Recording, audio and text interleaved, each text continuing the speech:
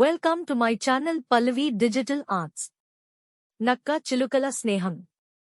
ఒక అడవిలో చిన్న చిలక తిష్ట వేసింది.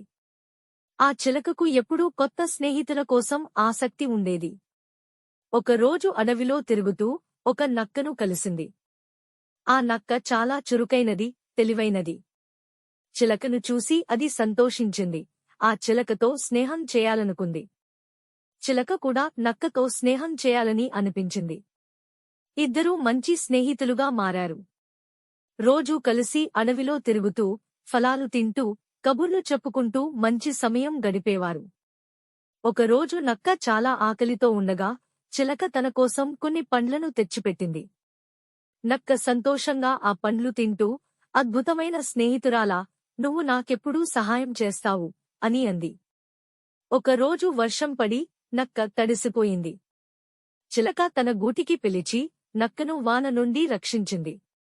నక్క భావోద్వేగంతో, నీ సహాయం నిజంగా అమూల్యం, స్నేహం అంటే ఇలా ఉండాలి అంది. ఆ తర్వాత నుంచి నక్క కూడా చిలకకు సహాయం చేయడానికి ముందు వరుసలో ఉండేది. చిలకకు ఎక్కడ భయం వస్తే నక్క దానిని రక్షించేది.